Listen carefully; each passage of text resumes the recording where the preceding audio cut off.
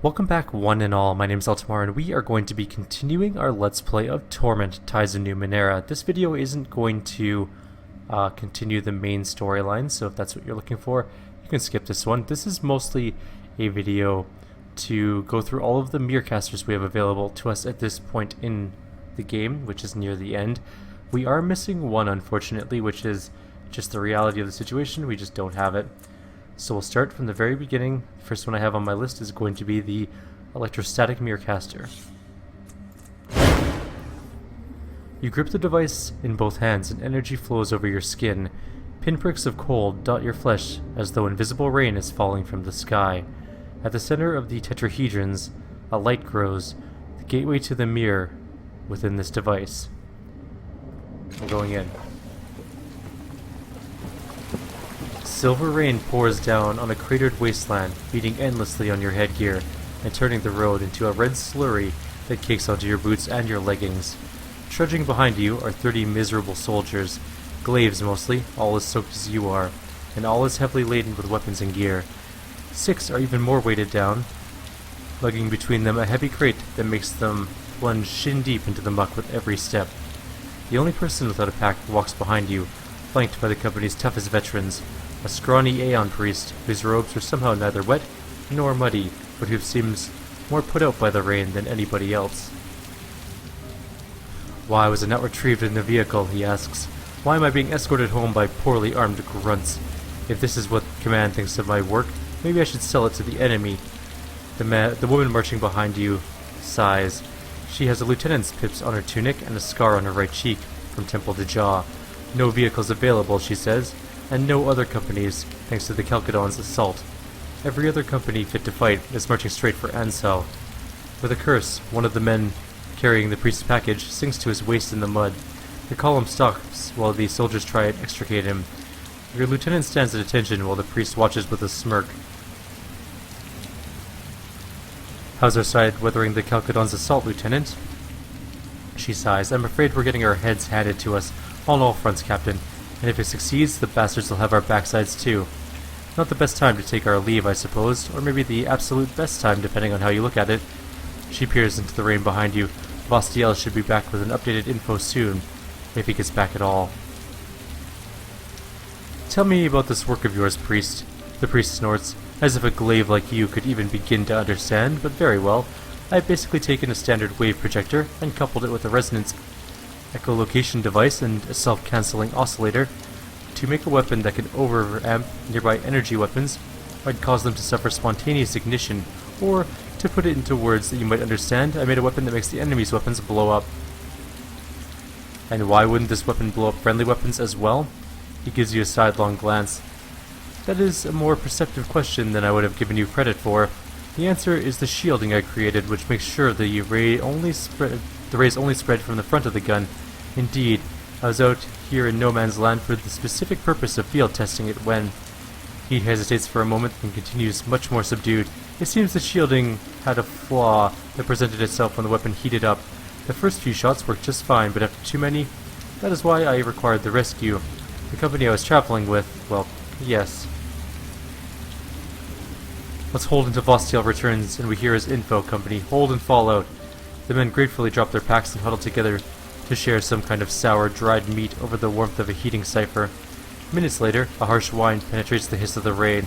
It's Vostiel, says your lieutenant, looking around, back from his sweep. Vostiel skims in on a small pod hovering in the air. He stops in front of you, pulls off his goggles and salutes. Looks holding, Captain, he says. Early leave? And now this. I intercepted a courier with an interesting dispatch on him. Seems the unit that holds Barhead's monolith has been reduced to 10 men by an attack from a rogue construct. They downed the bastard, but it neared to wipe them. Okay. He grins at your lieutenant. Landy will object, but if we move now, we could secure it before the Chalcedon knows it's threatened.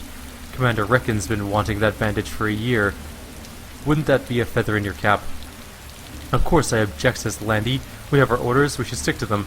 Why go hunting uncertain glory when we'll already get accommodation for bringing in the priest and his invention?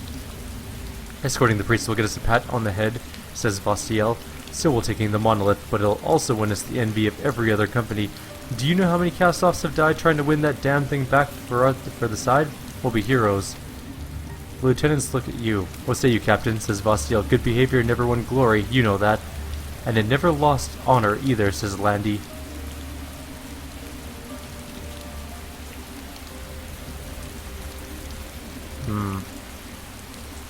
Very true, Vostiel. You and I will take a small squad to the monolith. Landy, stay here with the company until we return. As you choose soldiers for the assault, Landy speaks up. This is not going to look good, Captain. The priest and his device were to be under your direct protection. I will, of course, do my best to keep him safe, but if something does happen, it won't be me who Commander Reckon blames for it. You know that. Please think again. Good point, Landy. Vostiel, we will be taking the priest and his weapon with us to the monolith. Landy gives you a sour look as your squad picks up the priest's device. The priest isn't happy either. I will not be part of this foolishness, he screams, but once he realizes the soldiers carrying the crate aren't going to stop, he follows, grumbling the whole way. A half hour later, you reach the monolith and creep towards it on elbows and knees. It juts up over a low rise, a silver slab of synth steel, 4 times the height of a man, sheared off at the top like a knife blade snapped off in someone's gut.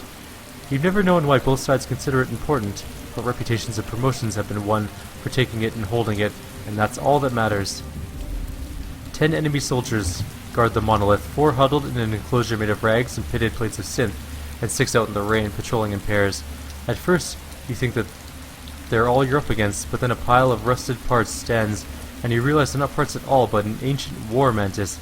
It's limping badly and missing an arm and some leg plating, but its glowing eyes tell you that its beam weapon still works.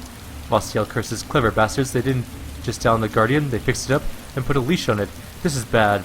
Those eyes have the range to burn us down a league away, and they never miss. If we can't kill it immediately, we're dead. Wait, says the Aeon Priest, this is a perfect test for my device. Let me use it, and I can end this battle before it begins. Vostiel snarls at him. Use an untested weapon in a live battle? Are you mad? The priest appeals to you. Don't listen to him, Captain. I repaired the shielding. It should work fine now. I'm positive it will. Very well, priest. Do it. Vostiel grumbles but obeys, and has the device uncrated and on his mount by the time the rest of the squad readies itself for a counterattack. The difficult part is getting the weapon into range without being spotted, but you manage to run it in between patrols and set it up just behind the ridge so that only the muzzle is showing. Everyone well back, whispers the priest as he kneels behind it. Even you take an involuntarily step backwards as he depresses the firing arm and sweeps the muzzle across the enemy's positions on the other side of the ridge. For a long moment nothing happens, and Vostiel chuckles derisively. Then with the roar of 100 thunderstorms, the construct and every weapon the defenders holds explode all at once. Beamers and detonators all unleash their payloads in an orgy of death. Flames billow, electricity sizzles, and clouds of purple gas spread as the war mantis topples to one side, its red eyes dead. Seconds later, the patrols come hunting the source of the attack, but only 2.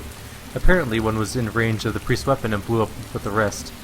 Your squad picks them off with ease, and the monolith is yours. The battle, as the Aeon Priest had promised, is over before it can begin. Your men cheer and raise the Aeon Priest on their shoulders. He'll probably be the only one rewarded for this, but it's a victory.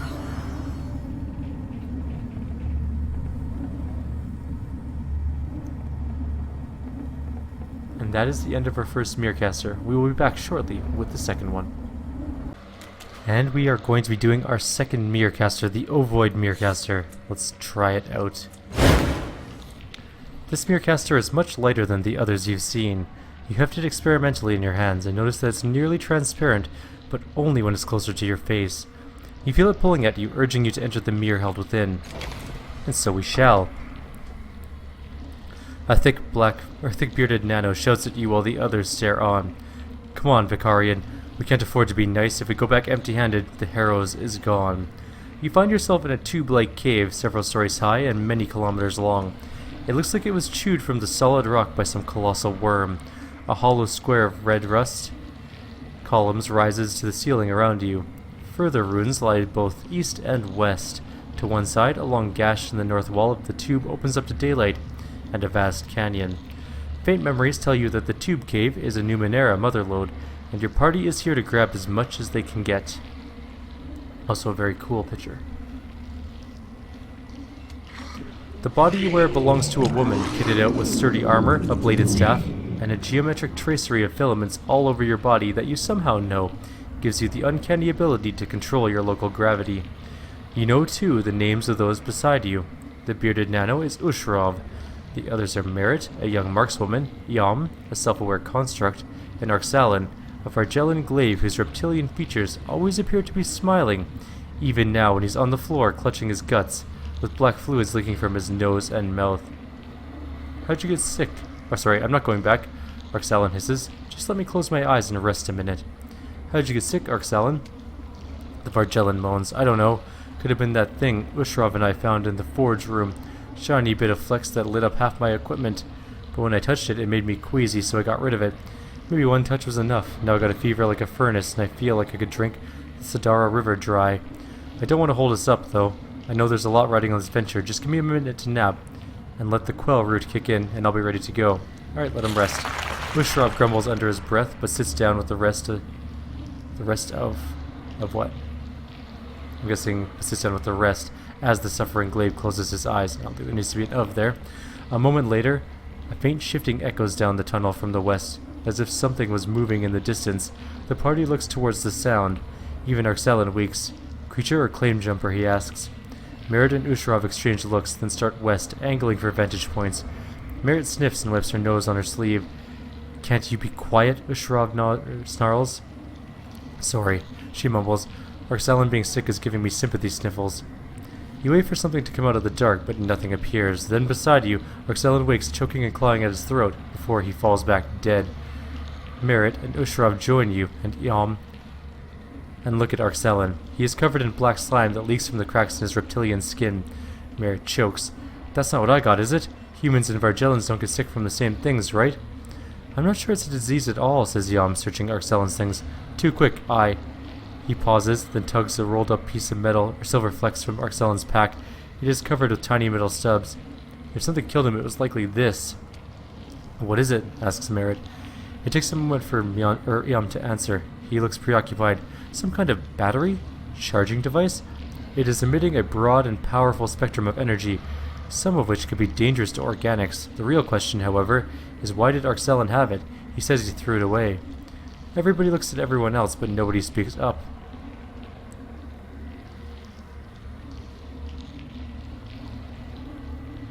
It doesn't matter, let's just get rid of it.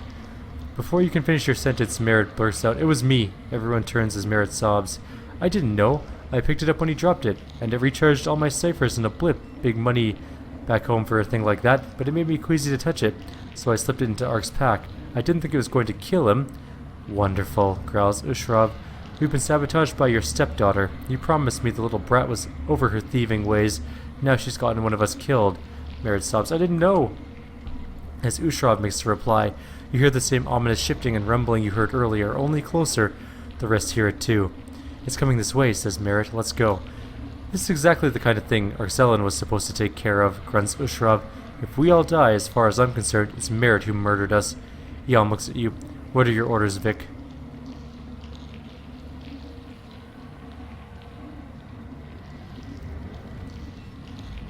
I promised the people of the Harrows a profit on this expedition.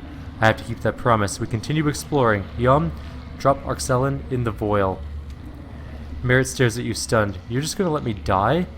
I never should have let you talk me off the street. You got my father killed and now you're going to kill me. Ushrov snorts. If you die, it will be your own fault. And you probably won't anyway. You didn't wear the poisonous thing next to your skin for hours like the poor bastard you planted it on. Yam holds up the silvery studded cloth. What about the charging flex, Vic? Can I keep it? Yes, you can keep it, but keep it away from us. The construct nods. Very well, Vic. I'll just dispose of Arxalan first. You watch as he carries the glaive to the gash in the side of the tunnel. He leans out into the evening air and lowers his arms, then lets the Vargellan go and bows his head respectively. You and the others follow his lead, observing a moment of silence. Then Yam pulls his torso back through the gash and turns to you. Ready, Vic, he says. You push further west and come to a rubble-strewn area full of well-preserved transport constructs half buried in the drit that look like they might yield valuable parts. Before you can begin opening them up, however, you hear the same shifting sound you all heard earlier, only much closer now. The ground begins to tremble. Before you can even shout an order, the ground in front of you suddenly erupts from below, and a large worm-like horror bursts forth, flailing multiple arms and tentacles at all of you. All around it, bits of rubble float up and fling themselves at you. An Ernith Garask, states Oyam. Attack it. Kill it. Merit and Ushrov fire beamers and esoteries at the beast as you and Yom rush in. But it is twisty and quick and darts past you to clutch at Ushrov with one of its tentacles, causing him to twitch and dance while it telekinetically hurls rocks at the rest of you. One of them pastes Merit in the face and she goes down, reeling, unable to defend herself and the others that are arcing her way.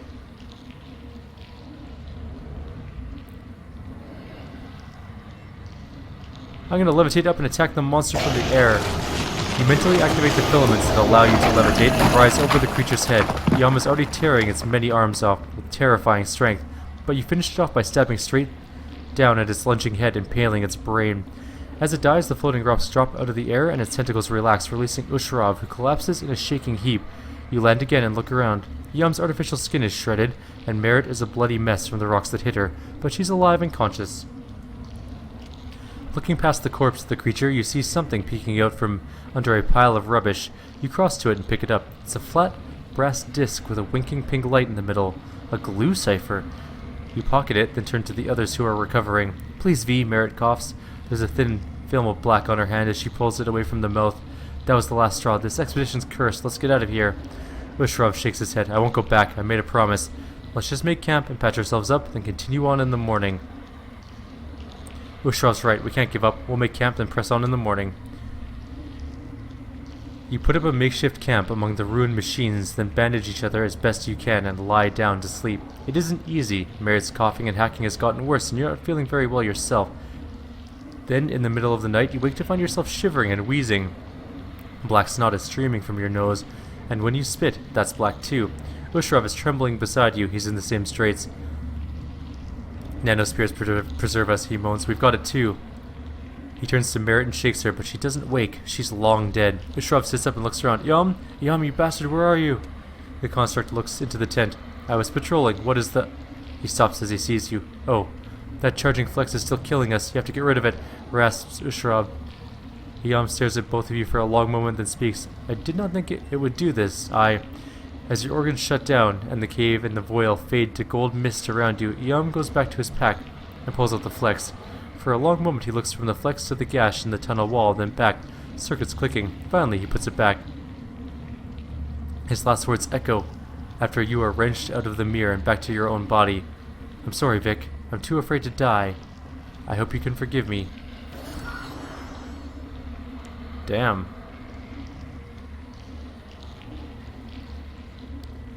Tiber, that was a cool one. That story you were in the... Alright, next mirror. I will be back in a moment. And we are back to do the circulating Merecaster. The Merecaster is quiet and unresponsive. It seems as... Oh, we've already done this one. Right, okay. Never mind. Sorry, we'll be doing the Floral Merecaster instead. The too-warm device hums and throbs in your hand. And though you hear no music, you realize your lips are mouthing the words to a song in a language you don't speak. You feel the mirror this device contains blooming within you like a flowering, looping vine. Let's go in. Let's see what it has for us. Red. It's the color of the sky as the sun sets behind the stacked hovels. It's the color of the dust that coats the massive obelisk rising beyond the hovels, holding back the endless waters of the oasis. It's the color of her skin. The woman's name is Sukya. Her skin turns red when she's afraid, a mutation. Red is the color of her blood running from the gash in her forehead. Red is your rage as you look at the two men who tower over her, laughing raucously, taking turns to vent their spite. You can smell it too, the blood and their loathing. It stinks worse than Sukya's fear. Please, Sukya begs, please stop them, help me. Let's attack the humans. The humans laugh at your pathetic attempt. They turn on you, overwhelming you from both sides. You can't protect every place at once. They pound your face, your stomach, your kidneys. You taste the blood and smell your own fear. They knock you down, and all you see is the red sky behind their sneering faces. They stop at last. One of them spits in your face. Damn mutants, he says. You don't belong here. We'll be back later with the others, then we'll teach you a real lesson.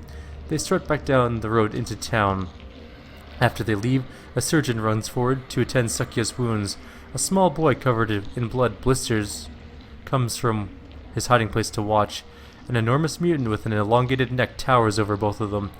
A woman with blue skins runs from her house. Asha, she says to the boy, you get home this instant. The boy tears himself away from Sukya and the surgeon. Suddenly he stops and looks up at you. They said they were coming back. What are we going to do? His mother Lolly puts a hand on the boy's shoulder and also looks to you. What are we going to do? You feel the heat of several dozen eyes asking the same thing, looking to you for guidance. Prepare the mutants to fight. When the thugs come back, you will defeat them. The boy, Asha, clenches his fists and grins, but the others look at each other uncertainly. Are you sure? Says Asha's mother. We're not fighters, we're just folk. They're going to hurt us whether we fight them or not. We need to fight back to make them pay for every wound they inflict. Zell's long neck undulates, bloody in tones. The muscles on his enormous frame ripple with barely contained rage. It is the way. The others look at each other uneasily. Asha tries to run forward, but his mother restrains him. The others all turn away. Zell places one enormous hand on your shoulder. They will not. Zell will. Fine, Zell, and I will fight them ourselves.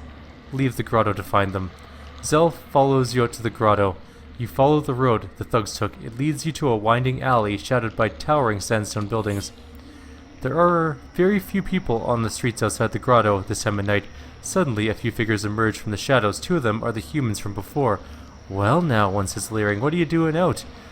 A gleam in his hand tells you that they are carrying more than fists this time. More figures emerge, surrounding you. The scrape of metal sends a shiver up your spine. Attack them. Take as many down as you can. With a shout, you tackle the one in front of you, slamming him to the ground. He's stunned long enough for you to pry the shiv from his hand and ram it into his belly. The scent of his warm blood spills into the street. Zell attacks another, breaking his arm, then ripping his head from his body in a matter of seconds. You fight like one possessed, clawing, stabbing, biting. You are hurt, but you barely feel it. Several of them have fallen, but there are still more. Zell is suddenly overwhelmed. He falls with a growl, and you lose sight of him. Without warning, you are struck from behind. Red stars swirl across your vision, but you aren't given the pleasure of unconsciousness. More blows rain down. Pain lances through your ribs, across your back, between your legs. A knife slices fire across your neck, and then it's over. Their footsteps tap lightly on the street, and you take comfort in the fact that, having expended their energy on you, the thugs are walking away from the grotto. We saved some people, potentially, by killing a bunch of people. And that is the end of that Merecaster. We'll be back in a couple seconds with the next one, the Twisted Metal Merecaster. And welcome back, one and all. We are going to be doing the Twisted Metal Merecaster. This Merecaster is made of strange dimensions and impossible angles, spun from an unearthly metal that seems to flow as you examine it. Its branching limbs cross in a lattice that holds no clear pattern. Its surface is hot and somehow restless, as if it wants to move but cannot. Soft nubs press into the soft flesh of your palm, pulsing gently, but when you turn the device over, there's nothing there. The silent voice of the mirror within sings to you, calling you to join it. And so we shall. Someone has twisted this Merecaster out of alignment. It would be impossible guesswork to put it in a proper state again. Oh, I guess we won't be doing that Merecaster then. Next one, we're going to have to take a look at the twisted one later and figure out if we can fix it. There is, I think, one more? If I'm not mistaken. Which I might be.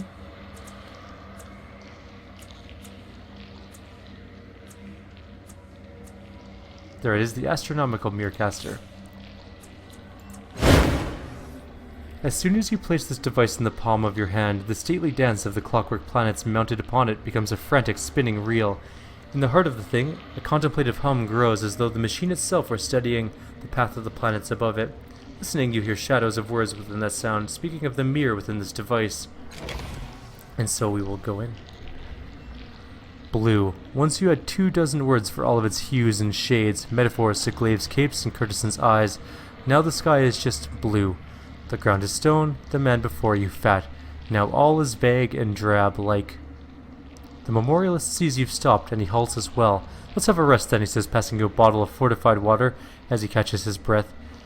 You knew a word for that too, this drink they brew in the Valley of the Dead, heroes. Gone. We aren't far from the cenotaph, the fat man wipes his brow. Deep in your pockets your hand feels for the round tin that holds the worms. Your fingers clutch it tightly, and as they do, they brush a piece of paper. Are you his shadow? The memorialist asks abruptly. Caligot Anvor, I mean, the one you came to see. Without waiting for a response, he barrels onward. We thought he'd cast the shadows among his own kind. We reasoned that with the Tabat gone, his line was lost forever. He stops and flushes more deeply, then, hastily with the sign, adds, But shadows fall where they will, as they will. Caligot, Anvor, Tabat, shadows. They flit around the edges of your mind, escaping your grasp, but the worms, they are well within reach. Shall we continue, Pilgrim? The memorialist asks to break the silence. One more short hike will do it. Your body is ready, your mind is not. Let's check the paper. Excuse me, sorry. You slip the crisp, neatly folded sheet from your pocket and carefully open it. I will want the worms, but I will be strong. I will wonder what I have lost, but they will only rob me further. I will endure, and I will build the tower of my intellect anew. Caligot Anvor will furnish the material. The mind link, not the worms, will be my tool. The mind link. A dead-eyed trader from Haref sold it for the last of your once great heap of prizes and bounties. Now it's slung from your belt, a hideous mask with a synth tube hanging off of it, like some Salothshi tentacle. Sathashi tentacle, sorry. Caligot Anvor shadows Tabat. The memorialist regards you skeptically, as if he expects to be the butt of a joke. As he looks you in the eyes, however, he softens. We live in a world of darkness, Pilgrim, and each of us is just a shadow of one of the great heroes buried here in this valley. But there is a light that shines beyond the world. To know it, we cast shadows. We must measure ourselves against the heroes who cast us, and thus learn the light that lives beyond. He takes a swig from the canteen. I thought you set out on the pilgrimage to visit the tomb of Caligot Anvor because you were his shadow, that you wanted to stand before him and find enlightenment. Am I wrong? Are you his shadow or not? Yes. The memorialist smiles. It is a rare honor to join shadow and hero, and a joy for those of us who shepherd pilgrims through the valley. He gestures to the hilltop, towards which you've been hiking. Just over that rise is the monument. As for his tomb, you said the cenotaph would lead the way. I can't see how, but for the famous puzzle breaker of Sagitt's Cliffs, I'm sure it will be simple. Your mind might still be clouded, but at least now the form of things has become clearer. How about the tin? The tin is old and unremarkable, scuffed and dented, but sturdy enough. It opens easily. Inside is a clump of bristly worms, blind and thin, barely moving. Your fingers itch and tremble. Your nostrils flare. You no longer know their name, but you know exactly how to use them. Careful not to spill the precious contents, you close the tin and slide it back into your pocket. Let's go, I want to see the cenotaph. As you follow the memorialist up the crumbling path, he carries on about a time when all roads in the valley were as well paved as the streets of Sagitt's Cliffs. Then reaching the hill crest, he falls into reverential silence. When you catch up, you see the sight that awed him even for the 1000th time. A clutch of exquisite monuments ranging from vast to miniature, from abstract to eerily lifelike. The memorialist points to one of them, a many-sided slab of black stone, and gestures for you to follow. This must be the cenotaph of Caligor Anvor, Tabat general and would-be conqueror. Up close, the cenotaph is not so remarkable. His faces are adorned with gruesome styled reliefs depicting the Tabat and their dragolith mounts, trampling the corpses of their foes. Neat geometric glyphs encircle the panels. Like the images themselves, they are embossed rather than engraved. The memorialist clears his throat. Of course, Caligot Anvor isn't here. Like the other heroes, his body's in one of the cells in the catacombs beneath us. He nods at the monument. This is its own sort of shadow. All memorials are. As your guide mumbles something about the difference between expression, impression, and reality, your attention returns to the cenotaph itself. We'll examine the images. No doubt some historian could tell you the tale behind each panel. What doomed race the Tabat annihilated here, what grand battle was waged there. But to you, they're just an ugly blur that tugs at the shameful memories without ever quite dragging them to the surface. This is not the knowledge you came for. On one side of the cenotaph, there's something else, an obscene picture, crudely etched rather than raised, its edges scorched black. The memorialist clears his throat awkwardly. A graffito from just after the Tabat were beaten, carved with a plasma torch by a bitter nano. He coughs again. The visual pun on Black 3 must be obvious. Sadly, we cannot fix the damage. Let's see the glyphs. What seemed at first individual glyphs are far more complex, smaller symbols assembled into larger patterns linked into chains, twined and twisted into knots, never a tangle or ramble. It's more mathematical or scientific notation than language. Running your fingers across the glyphs, you see that they shine briefly under your touch, then fade. Perhaps there is a formula here to be solved, a structure, a higher order to be found. Perhaps here you could catch glimmers of the Tabat's military mastery, but the sea of your mind holds nothing, and any secrets slip right through. As you struggle to decipher the symbols, The memorialist hurries over. "This one means war," he says, illuminating a cluster repeated endlessly on the cenotaph. "This one, death." He picks out others and shows how the ideogram for soldier weaves into warband, which can in turn mesh into column or army. Excitement grows in his voice as he leads you to another panel and shows you the unique markings that compose the pattern for underspine, a high council, we think, or god. He notes what seems to be a structure to the writing, a pattern within the pattern. "Could be a puzzle to open the way to Caligor Anvor," he asks expectantly. You have no answer for his hopes. Snort a worm. Gripping a grub between two fingers, you slip it into your nostril and breathe as deeply as you can. The worm works within you, eager to reach its meal. You feel it squirm the last stretch, then pain like a knife stabs your brain, and you know the worm is feeding, eating gray matter and pissing neurostimulants, letting your mind reconquer the vast territories it has lost. Nematodes? That's what they're called, not worms. And cerulean, that's the sky's color, not blue. The rush of understanding overwhelms you. You read the world's unwritten words, devise stratagems, unravel mysteries.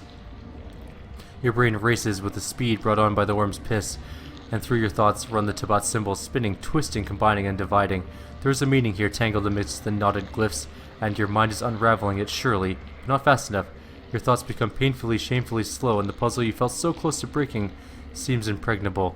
Another worm, just one more in your mind, honed like a sword, will slice through the sky, and you're sure of it. So sure of it, you find yourself sniffing in anticipation, a predator on the scent. Do it. Another worm, and the cenotaph's puzzle crumbles before you. It seems so simple now, so obvious, a prayer woven within the story, a prayer of submission to the truth of war and blood and death. You needn't but touch the glyphs and the way will open. Do the glyphs. Your fingers race across the glyphs, which now do not fade as you progress. Rather, with each touch they grow brighter and brighter. You hear the excited gasp from your guide as you reach the last of the cenotaph. With a flourish, you press the final symbols. The sky ends in war, of course. Blue light pours forth from the cenotaph, forming a kind of shimmering portal. Through it, you see hints of a room. "His tomb," whispers the memorialist. A smile sinks onto your face as you see the way before you. I'm going to step through the portal. You step towards the wavering energy field and stare at the blue-tinged tomb beyond, the resting place of Kalagat.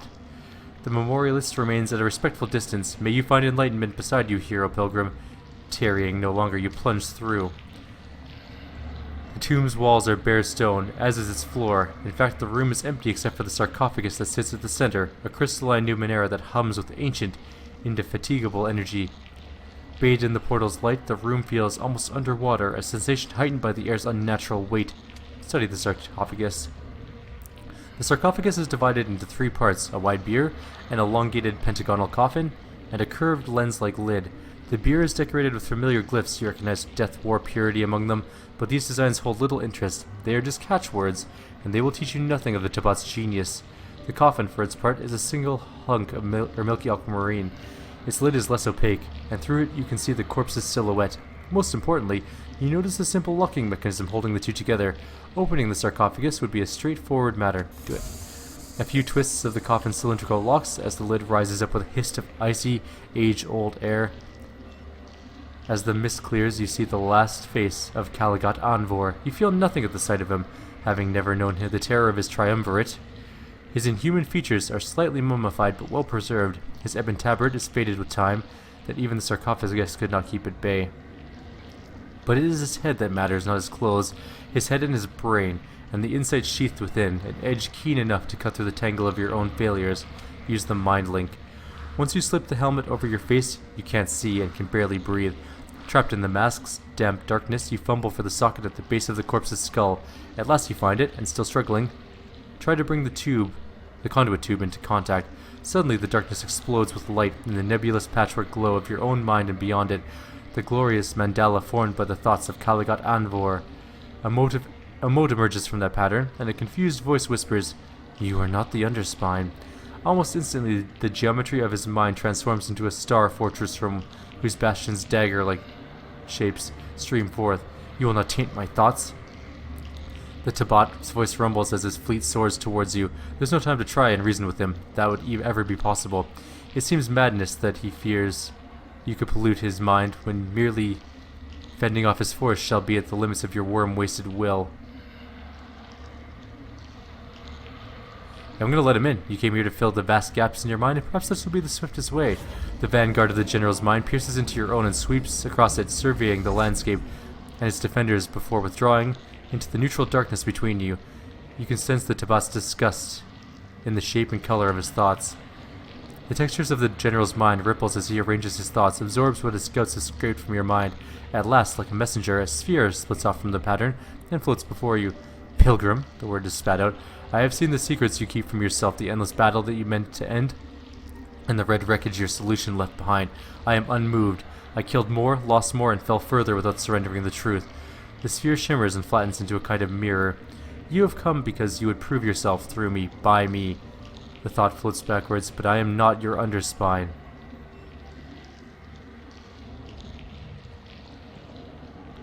I want to learn the trick of Tabat warfare. A purple ripple runs across the mind of Caligot Anvor, and you feel the harsh rasp of Tabat laughter. The weak-willed and degenerate always dream that the great prevail by tricks or cheats or chance. His thoughts array themselves in interlinked chains of blue and black, but war disabuses tricksters of their vanity. Failure falls upon those who are proved false by battle, and victory is the stamp of truth. The chains stretch and run through the patterns of his mind. We did not master deceit or even war. We mastered our own authentic selves. We triumphed by philosophy, not strategy. Your kind has been wiped out. As you tell the Tabat general of his kind's demise, the geometric perfection of his thoughts fractures for a moment, not quite into chaos or organic shapes, but into sharp shards that cannot quite reform. Some of these needles jab into your own mind, probing, confirming that you tell the truth. I see, Anvor answers. Eventually the fragments of his mind reform, though the ranks of its guardians seem thinned. At least they are safe from the corruption of change. To be frozen forever in cold death is a better fate than the seamy, teeming welter of the city. Oops, I hit something. What did I press? Oh well, I don't know what I hit. His mind ripples with amusement. Fear, vanity, weakness, deceit. There's a long silence. It is your duty to know yourself and to be yourself. A thin silver sliver of thought shoots out from his mind and stabs into your own. It's an image, a battlefield strewn with countless corpses and shattered war machines. Our regal woman stands beside you, rigid with rage. Puzzle-breaker indeed, she sneers. The image, be it memory or Tabat's deception, fades away and Caligot Anvor offers no more. I want you to fill the emptiness in my mind. A row of red-rimmed pyramids spreads along the fringe of Anvor's mind like quills or border forts. Better to be dead and gone than housed in such corruption. What is the underspine? Caligot Anvor's mind grows still, with faint flashes of contemplation flickering across its surface. The guardian of the Tabat's soul, his mind darkens and storms. To use your words befouls the meaning of my thoughts. It is obscene that you call this tongue truth. Silence then. The underspine is a filter through which our minds flow, cleansing us of distraction, subversion, novelty, and doubt. The darkness dances along the edges of his will. You cannot comprehend. Let's study his mind. You see a wide crescent of Uriel reavers ready to sweep down on unnumbered but unfazed band of Tabat scouts. You know they will fight free, because Anvor knew it then, before the battle even began. You see the city of Sage's cliffs rising above the plains like a beacon, a treasure, a false icon to be smashed to pieces. In the depths of the general's mind, a jagged, violent thought seems to be mustering as if for war. At the moment, they are scattered and in some disarray. Tell me your philosophy. A small cube of ideas detaches from the pattern of the general's mind and unfolds before you. In all systems, the variable is subordinate to the constant. The measure of things must be fixed. Lines of thought stab out from the unfolding eidolon, probing your mind like outriders you do not comprehend. The eidolon rearranges itself into a pyramid. When one stands at the utmost peak of the highest mountain and advances no better than a retreat, all changes decline. Again he probes, and then again you are found wanting. To not fall, one must say there's no more ascent. Here I stay. Many have so spoken, but the Tabat alone speak truly, resisting the vanity of progress. I'll ask you again, join me. Nope. I'm gonna try and attack his mind. Death has not dulled the Tabat's weapons or his will, but the mind is more than a mere battlefield, and riddled and rotten as yours may be, it is not yet bereft of its old gifts. You confound Anvor's defenses with a flurry of bright weavings, while stabbing your lines of thought deep into the perfect geometry of his mind. In the end, that is all it takes. His thoughts destroy themselves, unraveling even as they seek to mend the breaches you have cut. Order turns to chaos, and the great light of Caligot Anvor to the mere shadow. In this route, you rip whatever wisdom you want from his supine mind. Supine? Then, as he fades, you slip free of the mind link and moments later of the Tabat's tomb. The sky outside is still blue, blue and vast and unbound. It needs no words to hem it in. Like the pilgrim beneath it, it is fertile in its emptiness, not barren. With empty pockets and a yearning mind, you return to a journey that is not only unfinished, but barely begun. And that was a really cool one. I might have one more Merecaster, let's just check. I can't recall if there's one more. You got that one done?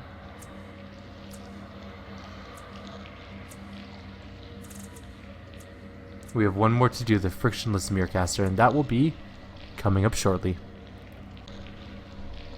Alright guys, this is the last Merecaster I think that we have to do. It is called the Frictionless Merecaster.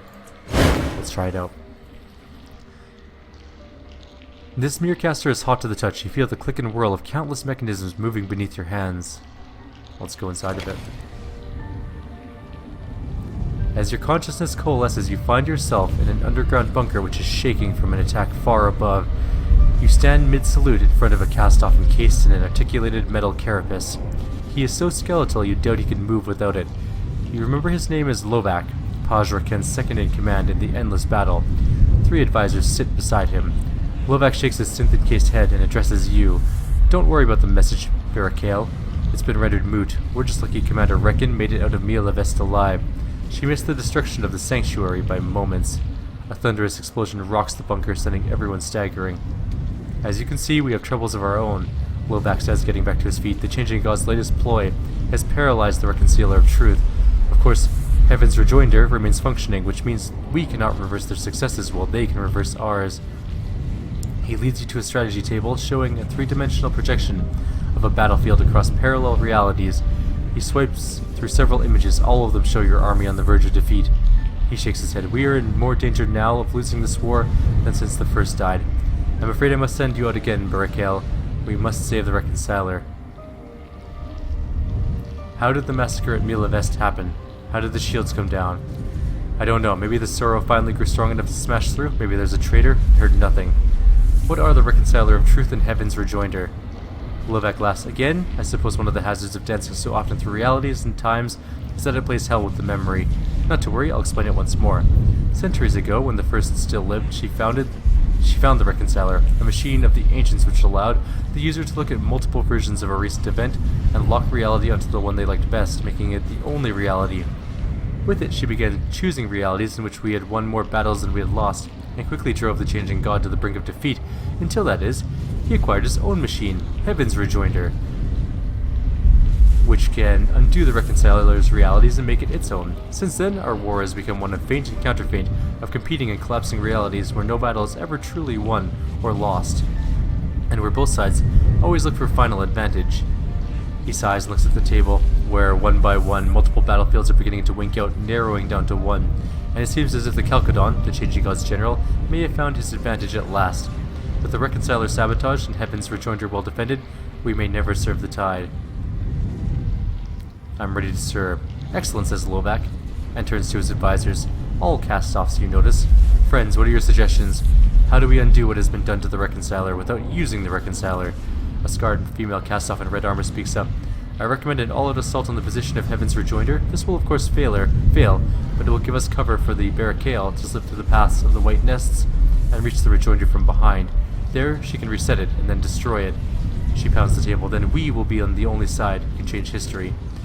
A male mutant, exquisitely beautiful except for the second mouth in his throat, speaks in melodious harmony. I suggest Barakale use the reality storm that ravages no man's land to find the Reconciler's saboteur. If she can navigate the shifting shards, she can stop the saboteur before he reaches it. He shrugs. This will only return us to the status quo, of course, but it will be easier for Barakale to deal with one man than the deadly white nests. Any other suggestions? Asks Slovak. When there is no answer, he turns to you. I approve of either path, as it is you who will face these challenges. I leave it to you which you will choose. I will do the saboteur one. Lovak nods and looks to the others. Any objections to the Barakale's choice? I approve, says the cast-off with 2 mouths. It can be done quickly and the risk is low. And if Barakale is lost, says the cast-off in red armor, we can try the assault I suggested with someone else running through the white nests. Very well, says Lovak, standing. Barakale, these are the gloves of the saboteur. You'll use these, their scent, and their tides, to navigate the shards and find your man. Under heavy guard and with force shields and temporal randomizers in place, Lovak escorts you to the edge of no man's land. It is scarred with trenches and thick with roiling smoke, but more unnerving are the drifting shards of time and reality that cross it like summer storms. In one, great armies move; in another, towering constructs with glowing eyes burn the home of fleeing villagers, and so on and so on. Lovak points ahead. There somewhere is your path. Use your instincts to hunt this villain down, but take care. Too many jumps and you will enter realities where the storm is fading, the shards closing. You could be trapped in a distant reality with no way back. You thank Lovak, then walk towards the storm of shards, holding the saboteur's gloves in one hand. Strange as it seems, the scheme seems to be working. Some of the shards do not have the right smell at all, and you are able to discount them entirely.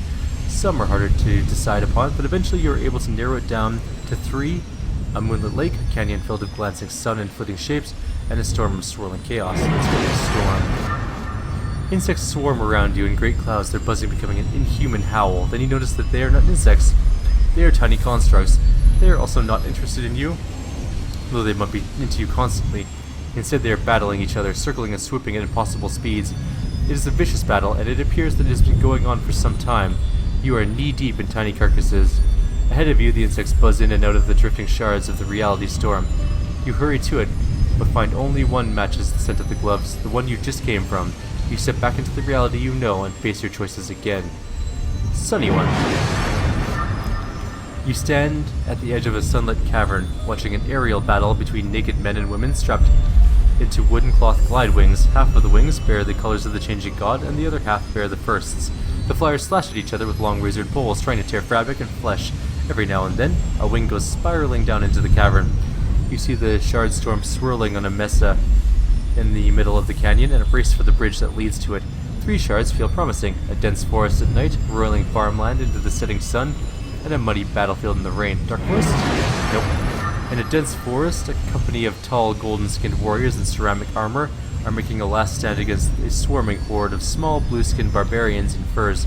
Both sides are armed with swords and spears, and both have holy men who cast spells of fire and darkness at each other. But their clothes are switched. The golden warriors fight under the banner of the changing god, and the blue under that of the first.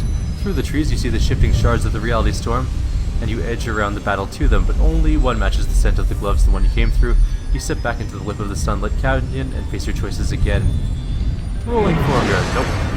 I'm doing bad at this, apparently. You step into a landscape of peaceful, rolling hills dotted with sleepy farms and pastures. Farmers till their soil around looming red outcroppings that you first take to be boulders. Then you see the rusting remains of towering constructs, now overgrown with saplings, shrubs, and flowers. Children play on them, fighting with sticks and calling each other Calcadon and Reckon. On a hillside, walled off and untilled, the shards of the reality storm still twist and mingle. You make your way to them by hedge road lanes, but only one matches the scent of the gloves, the one we came through. The muddy battlefield it is. On a muddy battlefield, battered with rain and littered with bodies and broken mantis war constructs, the Calcadon stands with the rest of his commands as Page Reckon, and her generals kneel before him, and she offers him her sword. All around the scene, the Calcadon soldiers are leading away Page's surviving troops, both cast-off and human. There aren't many left, most are dead on the field and being picked over by murdered corpse thieves. Beyond them, you can see the reality storm shifting ripples. You hurry through the rain towards them, and as you get close, 3 of them seem better than the others: a glimmering swamp, a plain of great bonfires, and a frantic battle. A chaotic battle churns around you. Soldiers in the colors of the changing god fight soldiers in the colors of the first with sword, sonic lance, and slug spitter. A lancer falls dead before you, shot through the heart, and you stare as you see that she has your face. You also look up to see who killed her, and discover that her murderer also has your face. She isn't the only one. Every single soldier on both sides of the battle looks exactly like you. You race towards the reality storm, fighting barricades from both sides as they try to kill you. Finally you reach it, but the only shard left matches the scent of the gloves. You dive back to the muddy battlefield to try again. Bonfires. In the row of raging bonfires, 2 teams of slaves haul up ropes, dragging 2 50-meter-high wheeled statues towards each other as overseers crack whips across their banks. The statues are crude representations of the changing god and the first made of painted wood, and upon each of their heads stands a hero, cloak flapping, sword at the ready, screaming amplified insults at each other in a language you don't understand. You don't wait to see the statues and their heroes collide, instead you race for the reality storm, just visible in the darkness beyond the fires. But when you reach it, you find that there are far fewer shards than in earlier realities, and Lovak's warning comes back to you. You are making too many jumps. If you take too many more, you could wind up being tracked in a distant reality. Worse, only the shard you left matches this end. Okay, so back into the swamp. It is night. You are hip deep in a stinking swamp, watching hideously mutated primitives flee through a maze of reeds and drooping trees as soldiers in the colors of the first stalk them, firing beam weapons. You back into the shadows as two of the soldiers pass your position, and you see that they are not human, though they walk upright on their hind legs and have paws with opposable thumbs. They are Susky hounds, somehow evolved into humanoid shape. As the hunt vanishes again into the night, you see the shimmer of the reality storm through the trees, but approaching it, you find the storm even weaker than before. You are running out of jumps. The next one could be your last. Still, two of the shards here seem more likely than the others. Sorry, still two of the shards seem more likely than the rest. Three of the shards seem to be more likely than the rest. What? Okay, so two of them are more likely, and three of them are more likely. A gloomy battlefield, an arena full of roaring crowds, and a maze of grimy gray streets. Gloomy battlefield?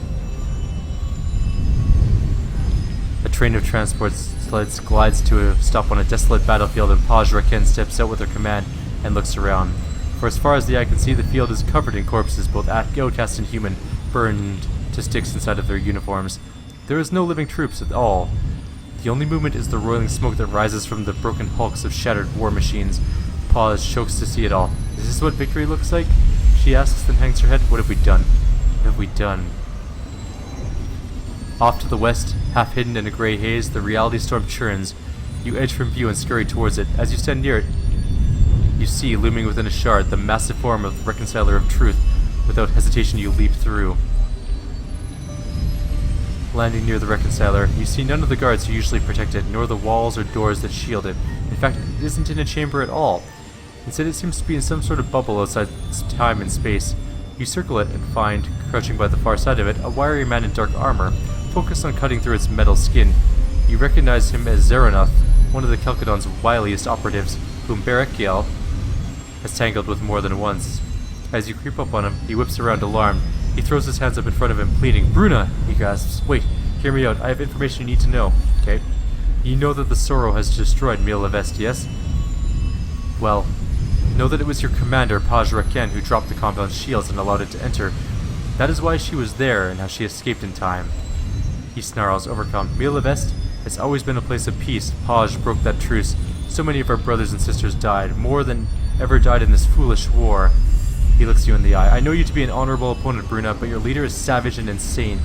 If you care for the future of the cast-offs, go back to her, confront her, stop her from killing any more of us. Go on and I'll consider it. You think I'm going to fight Berekiel, the living blade? I'm no fool. He bows and steps away from the Reconciler, then turns and dives through a reality shard and is gone. As he leaves, the bubble around the machine fades, and it returns to its proper place and time. You turn to the shards and do the same. You retrace your steps through the reality storm and return to Lobak's bunker. He greets you with open arms and a smile. Success, my friend. Whatever you did, the Reconcile is operational once again, and we have recovered our recent losses. I have told Paj Raken of your heroism, and she wants to thank you personally. Go to her now. She is in the Bloom, meeting with Memavira. I believe she has more work for you there. Zeronoth told me that the Commander Reckon was the one who turned off Milavest's shield, allowing the Sorrow to kill our siblings. Lies, most likely, meant to turn you against our commander. I would not speak this foolishness to her when you see her. It will lower her opinion of you. Now go. I'll head to the Bloom. Thank you, says Lovak. My regards to the commander. With a bow, you leave the bunker and make your way to the Zydrake Roost.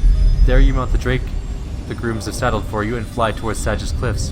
When you reach it, you bank down into its shadow and land near the living, glistening mountain of flesh that is the Bloom. The guards at the nearest orifice tell you the way to the Memavira's fortress, and after entering and traveling through the Bloom's viscera and ventricles, you reach her gates. Her guards admit you without a word, and you are ushered into an antechamber and told to wait. From behind the door, you hear the voice of Paj Raken raised in frustration. If the Sorrow is strong enough to enter Milavest, Paj is saying, then it is our primary enemy. We must either finish the Changing God quickly, or unite with him to destroy it. The voice you recognized earlier as the Memavira answers, you have reversed it, sister. We will use the Sorrow to destroy the Changing God. All we must do is turn it his way. Paj groans, and I'm going to take this message to the survivors that they should let the monster which killed us walk free, hoping it might strike our enemy first. Why don't you tell them, sister? Why not reveal yourself at last? The door slides open and the Memavira answers. Isn't it time? She cuts off as she sees you. Who is this? Paj enters the room behind her, then nods. Ah, Barakiel, the loyal blade you asked me to send for, and it seems she has already learned your secret. The Memavira gives you a hard look. Then she had better be loyal indeed. Introduce us. Barakiel, says Paj, may I present the first, our brave leader. So brave, she's hidden behind my skirts for over 100 years. Enough, Paj, snaps the first and looks you over. I ask Commander Reckon to bring me her best, for in the coming days I will have need of an agent who will act without flinching, no matter what the order. Is that you, Barakiel Bruna? Are you ready to do anything to stop the changing god? Paj, Zaraneth told me the Sorrow did not break through Milivest's shields. He claimed the shields were lowered on purpose. By you. I'll remember that. Ha, says Paj, he lies. Marilel sent me to await the arrival of the changing god's last child. Sorrow did not attack the compound until I'd returned and reported. Paj looks at the first, suspicion dawning. I told you the last child was in the compound. And then the Sorrow attacked. Sister, please tell me these events are not related. Please. The child had to be killed, says the first. I knew of no better way to do it. Paj stares at her. You let them die? Our siblings? Adiris? Not all, says the first. To save the vast majority of our siblings, I was forced to risk the deaths of the few at the compound. Wasted, sputters Paj. The child escaped. It was worth the risk, says the first. Paj buries her face in her hands. Perhaps, but she looks up again. You could have told me. You could have let me warn Dearest. The others loyal to us. I could not, says the first. Anyone you warned might have warned the child. It was impossible. Then you could have ordered me to bring Dearest here, shouts Paj. I didn't have to know why. What pretense? Any pretense would have done. Instead you allowed Dearest. Dearest was mother to us all, interrupts the first. Too kind-hearted by far for the coming conflict. Paj stares again. You let her die deliberately?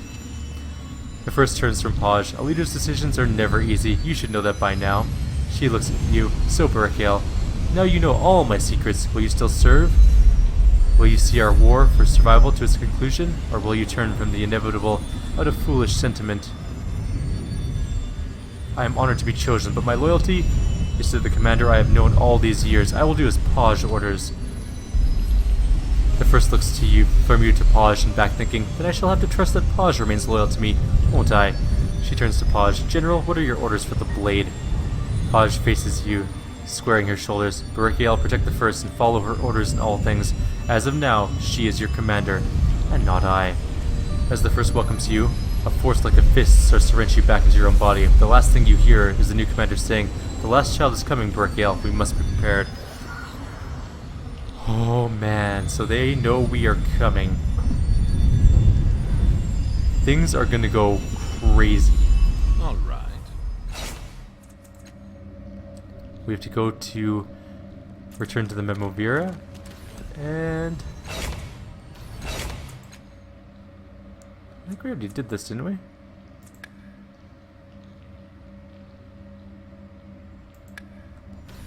Let's go back to Dracogen, but we're going to do that in the next video. That is the end of the Merecasters. Like always, if you have any suggestions or comments, please leave them below. We're going to be pushing on towards the end of the game in the next video. Take care.